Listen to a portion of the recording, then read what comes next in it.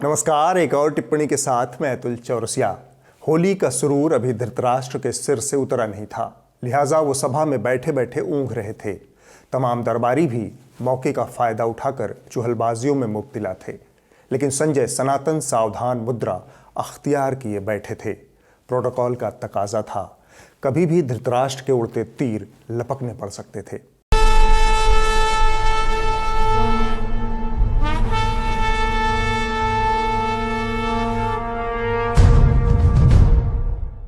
धृतराष्ट्र ने पहले जांघ पर हाथ फिराया, फिर उसी हाथ से कान को खुजाया। सारे दरबारी यह सब होता देख रहे थे। तब धृतराष्ट्र कुनमुनाते हुए बोले, संजय कुछ नया हो तो बताओ। डंकापति की चोचलेबाजियों से अब मेरा मन पक चुका है। संजय ने तुरंत यह तीर लपका। महाराज, इस बार आपको डंकापति के छोटे भाई निर्दोष कुमार की कहानी सुनाता हूँ। डंकापति ने इन्हें दूर देश पाटलिपुत्र का लंबरदार बना रखा है। धृतराष्ट्र बोले, कभी सुना नहीं इनके बारे में। संजय बीच में ही टपक पड़े, महाराज लक्षण में बिल्कुल अपने बड़े भाई जैसे हैं। धृतराष्ट्र की उत्सुकता जाग उठी।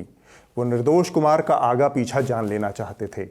संजय ने बताना शुरू किया, महाराज नाक भी इनकी डंकापति जितनी ही ऊंची है। विधानसभा में एक बिल लेकर आए थे, विशेष सशस्त्र पुलिस अधिनियम 2021। कानून में दांव पेच ऐसे कि पुलिस वालों को बिना वारंट गिरफ्तारी का अधिकार दे दिया और साथ में कोर्ट कचहरी का कोई चक्कर ही नहीं।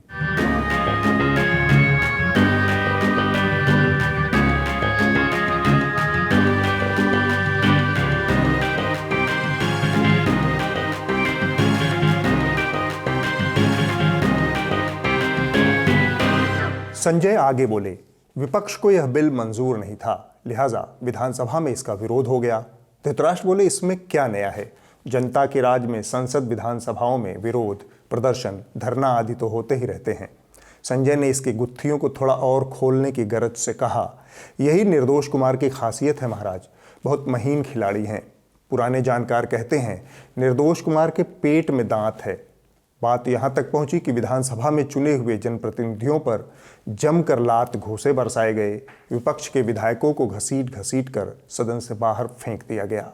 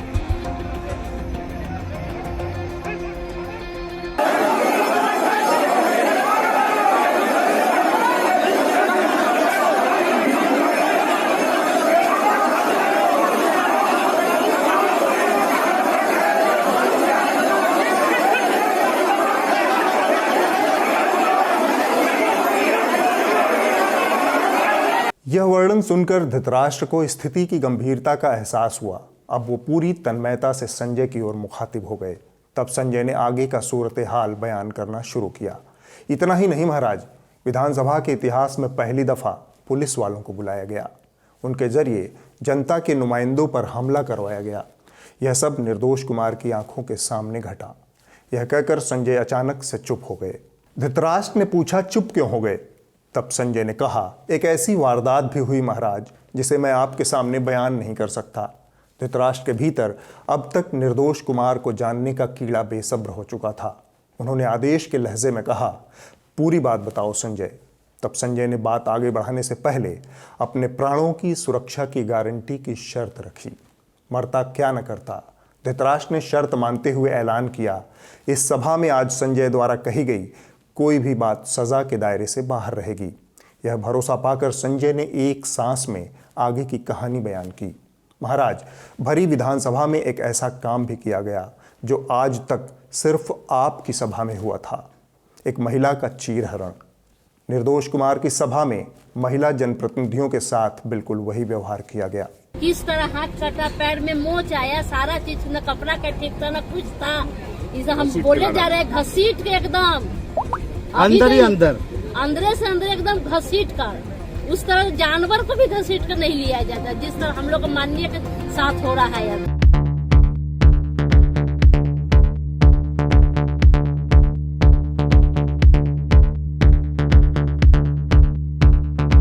संजय के मुख से यह सुनकर धृतराष्ट्र सकपका गए। पुराने दिनों की शर्मिंदगी उनके सामने घूमने लगी। लिहाजा बात को पलटने की गरज से बोले, संजय कुछ और बताओ निर्दोष कुमार के बारे में, आदमी तो ये दिलचस्प लगते हैं।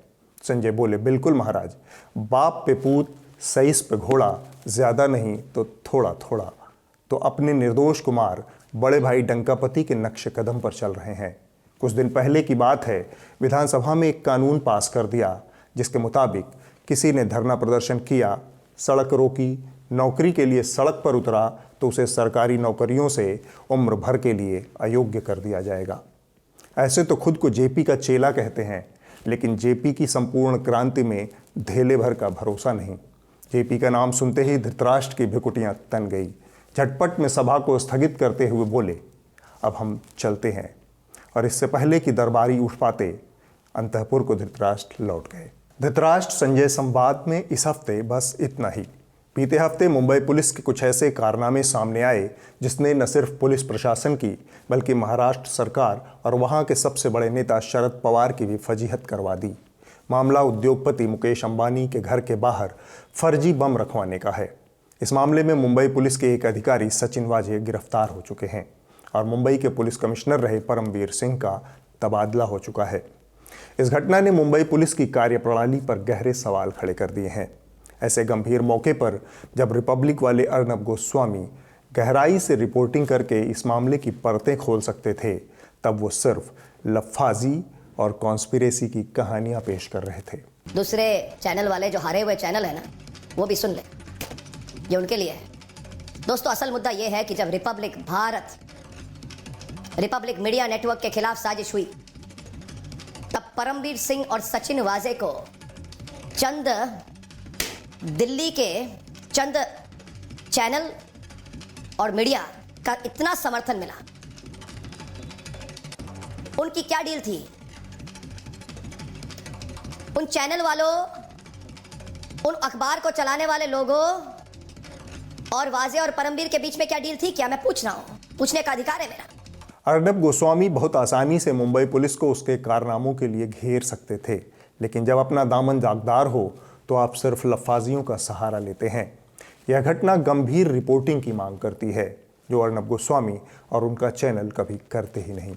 इतना ही नहीं, सचिन वाजे की आड़ में अर्नब ने अपनी टीआरपी वाली कारगुजारियों को क्लीन चिट देने की शातिर कोशिश भी की, मानो वाजे की कारगुजारियों से उनके अपने पाप धुल गए हों। मेरे घर में जो टीम आई थी वो सचिन वाजे क्यों थी? सचिन वाजे को क्यों भेजा गया था? बताइए मुझे, क्या सिखाना चाहते थे? कि सचिन वाजे जैसे एक आदमी को भेज के हड़काने की कोशिश कर रहे थे, हड़काने की कोशिश कर रहे थे, हड़काने की कोशिश कर रहे थे। आप हड़का रहे थे हमें। लेकिन इतने से पेट कहां भरता है? कुछ कहानियां तो गढ़नी होती हैं, लेकिन कहानी ऐसी हो कि सामने वाला पूरी तरह से मुतमईन हो जाए। बोले तो कॉन्स्पिरेसी थियरी का बाप, और अर्नब गोस्वामी के पास ऐसे चेलों की कमी नहीं। अर्नब भाई, पिछले कुछ महीनों में जो हम लोगों ने देखा, एक बात मैं दावे के साथ कह सकता हूँ कि अर्नब गोस्वामी के हत्या की साजिश थी। क्या किसी ने भी आपके खिलाफ जो कार्रवाई की गई, आपको जेल भेजा गया, आपको भी मारने की साजिश थी। मनसूख की तरह आपको भी मार दिया गया रहता।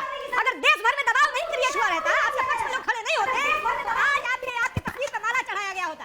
अर्नब आपको मारने की वॉल्यूम, अरे आपको आपके मर्डर का प्लान था अर्नब। वॉल्यूम, ये क्रिमिनल्स नहीं है, ये टेररिस्ट हैं, ये टेररिस्ट हैं, ये इंडियन मुजाहिदीन के कनेक्टेड लोग हैं। और अब अगर आप साजिश और षड्यंत्र से फारिग हो चुके हों तो मुर्गा खाने की सैर कर ली जाए।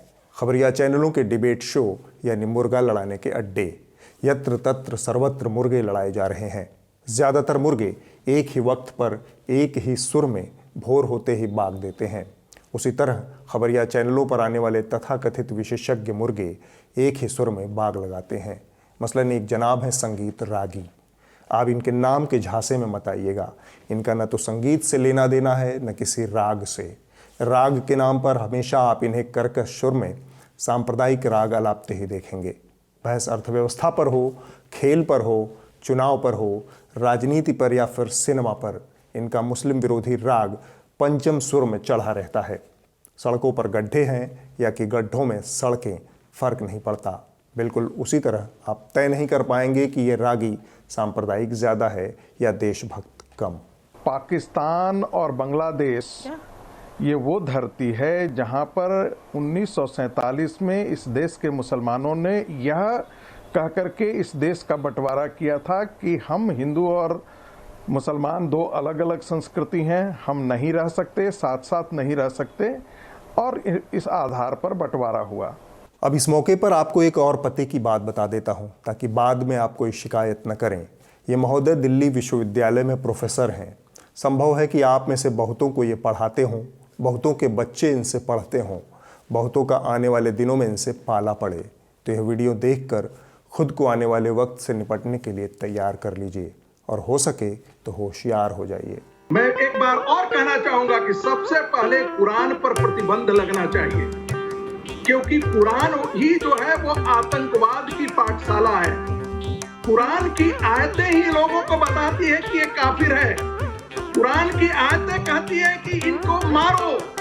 कुरान की आयतें कहती है कि हिंदुओं के खिलाफ हिंसा, जो काफिर है उनके खिलाफ, जो मूर्ति पूजक है उनके खिलाफ हिंसा करो।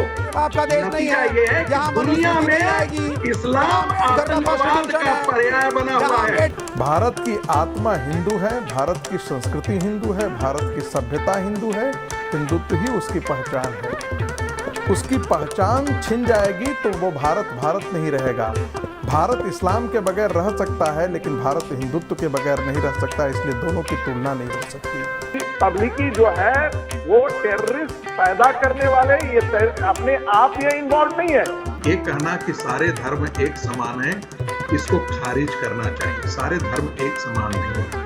इस्लाम धर्म के अंदर आतंकवाद जो है वो कुरान की आयतों से आता है। एक शुद्ध मुसलमान होना ही खतरनाक मुसलमान होना है। इसलिए ये सच्चाई भी है। उनके लिए पैसे आते हैं, अरब कंट्रीज से पैसे फंड किए जाते हैं इसके लिए, ताकि जो हिंदुओं की जनसंख्या है उसको कम किया जा सके। ऐसे ऐसे जहरबादी लोगों के हाथ में आपके बच्चों की शिक्षा की बागडोर है।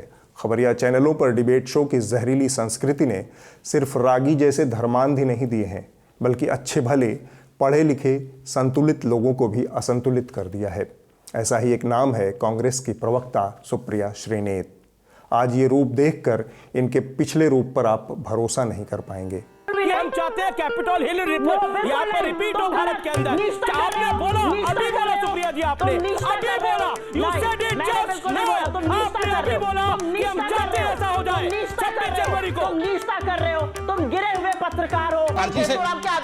जब अमीश भाई जब मैं ये बोल रही थी मैं ऑफ कैमरा था। बोलो फेकू और झासाराम के आदमी। अमीश भाई ये आपसे कंट्रोल हो रहा है। आपके शो पर ओछी महिला, हल्की महिला, घटिया महिला का, अगर आपको लगता है कि ये व्यक्ति की शब्द की मर्यादा है तो मुझे बोलना पड़ेगा, बहुत ही ओछा, गिरा हुआ, घटिया आदमी है ये। इसको तमीज से बात करनी चाहिए। ये तुच्छ प्रकृति का बदतमीज आदमी है, मैं इसकी बदतमीजी नहीं सुनूंगी। एक समय में सुप्रिया पत्रकार रही हैं। राजनीति में आने के बाद लोग उन्हें एक सुलझी, मुद्दों की समझ रखने वाली प्रवक्ता के तौर पर देखते थे। लेकिन खबरिया चैनलों की संस्कृति इतनी जहरीली है कि किसी संतुलित आदमी का लंबे समय तक संतुलित रह पाना संभव नहीं। और अब बात करते हैं इतिहास के अंड बंड संस्करण की। इस हफ्ते इतिहास के अंड बंड संस्करण में एंट्री मारी है एक ब्रांड न्यू इतिहासकार ने। उनका नाम है दीपक चौरसिया।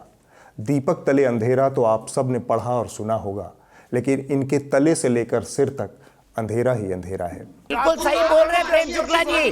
मुगलों के आने से पहले भारत में जाति व्यवस्था का कोई इतिहास नहीं था। सतीश प्रकाश जी बता दीजिए, अगर था तो कहाँ लिखा था, बताइए। एक उदाहरण दे दीजिए पौराणिक काल में जाति व्यवस्था का इतिहास। अगर ऐसा होता तो राम शबरी के जूते बेर न खाते। अगर ऐसा होता तो राम शबरी के जूते बेर न खाते। हालांकि इनके बयान पर ज्यादा तवज्जो देना आपके और हमारे दोनों के वक्त की बर्बादी होगी। फिर भी जब इस तरह की जहालत प्राइम टाइम डिबेट का हिस्सा बन चुकी है, तब थोड़ा सा रोशनी डालकर हम आगे बढ़ते हैं। जिसे आज हिंदू धर्म कहा जा रहा है, असल में यह अपने मूल रूप में ब्राह्मण धर्म था और वर्ण व्यवस्था इसके केंद्र में थी। वर्ण व्यवस्था जिसमें ब्राह्मण, क्षत्रिय, वैश्य और शूद्र का प्रावधान किया गया था। सबसे आदि ग्रंथ ऋग्वेद से ही 4 वर्णों की व्यवस्था का जिक्र मिलने लगता है। मनुस्मृति, जिसकी कल्पना भारत के आधुनिक संविधान अथवा दंड व्यवस्था के रूप में आरएसएस के लोग करते थे और करते हैं, वह मनुस्मृति इस देश में वर्ण व्यवस्था को जाति व्यवस्था के रूप में मजबूत करने की एक बड़ी वजह रहा। वही वर्ण व्यवस्था कालांतर में अलग अलग जातियों का आधार बनी। जातियां कब बनी यह बहस का विषय नहीं है। बहस का विषय है जातियों की अम्मा वर्ण व्यवस्था देश में थी या नहीं थी। उस पर बहस करने की न तो चौरसिया जी में सलाहियत है न समझ है। उन्हें तो बस मुर्गे लड़ाने दीजिए। अब वक्त है इस हफ्ते की रिपोर्ट का। जो कही जा रही थी बातें कि अंदर में भी सोशल डिस्टेंसिंग का ख्याल रखा जाएगा। ट्रेनें तो खुल दी हैं, लेकिन कैसे स्टेशन पर thousands of the migrants workers in different groups walking. इस हफ्ते की रिपोर्ट द क्विंट हिंदी से है। आपने देखा होगा किस तरह से कुछ दिन पहले एक 14 साल के बच्चे को पानी पीने के अपराध में बुरी तरह से पीटने का वीडियो सामने आया था। यह रिपोर्ट उस मंदिर के पुजारी और सेवकों से बातचीत करके उस घटना की वजहों को टटोलती है। इस रिपोर्ट के जरिए आप जानेंगे कि इस मंदिर के पुजारी पहले भी 2015 में मुसलमानों के खिलाफ भड़काऊ बयानबाजी और युवाओं को मुसलमानों के खिलाफ हथियार चलाने का प्रशिक्षण देते हुए पकड़े गए थे। बाहर से आ रहा था, पहले रोड पे से मैं ठेला बाहर खड़ा कर दिया था। मुझे लग रही तेज की प्यास, मैंने ध्यान नहीं दिया था बोर्ड पे उन्होंने क्या लिख रहा। मैं अंदर को गया था, फिर पानी पी के मैं बाहर को आया तो बाहर से फिर मुझे बुलाने लग गए। उनका नहाकुआ 2 पंडित थे, उन पर कहने लग गए नहाकुआ चल वीडियो बनाएंगे। फिर पापा का नाम पूछा, क्या नाम है तेरे पापा का? मैंने कहा तेरा क्या नाम है? पीछे को ले आकर फिर मेरे पे मार पिटाई करी थी। मेरे पिसा पीछे के लात बात बजाई थी। फिर मारने के और कह रहा था तो ये मार देंगे जान से, खुरपा था उन पर। फिर मैं भाग के आया था वहाँ से। वहाँ पर 2 पुलिस वाले खड़े, अस्पताल के पास 2 पुलिस वाले खड़े थे। उनसे मैंने की थी अंकल जी ऐसे ऐसे बात है। वो कहने लग के चौके चलाए थे, उन्होंने मेरी मदद नहीं की थी। ये बच्चा अनपढ़ है ना, ये पढ़ा हुआ होता था थोड़ा बोर्ड में, ये इतनी गलती नहीं करता कि चलो गलती भी कर दी बच्चे ने तो बच्चे को प्यार से भैया बाहर निकल जा, मारने नहीं लगनी चाहिए बच्चे को। बच्चे की गलती क्या? पानी हर कोई पिए। अरे पानी का नहीं गलती नहीं है, पानी पीने को हर कोई बच्चा जा सकता है। बच्चे की क्या गलती? मंदिर मस्जिद एक ही चीज है, धर्म दोनों चीज है एक। हाल के दिनों में आप लोगों ने न्यूज़ लॉन्ड्री को जबरदस्त समर्थन दिया है। इस वीडियो को ज़्यादा से ज़्यादा लोगों को शेयर करें, लाइक करें, ताकि हम जल्द से जल्द अपने 10 लाख सब्सक्राइबर तक पहुंच पाएं। हालांकि सितारों के आगे जहां और भी हैं, हमारे और आपके इश्क के इम्तिहान और भी हैं। अगले हफ्ते होगी एक और टिप्पणी। जमकर होली खेलिए, लेकिन कोरोना से बचकर होली खेलिए। नमस्कार।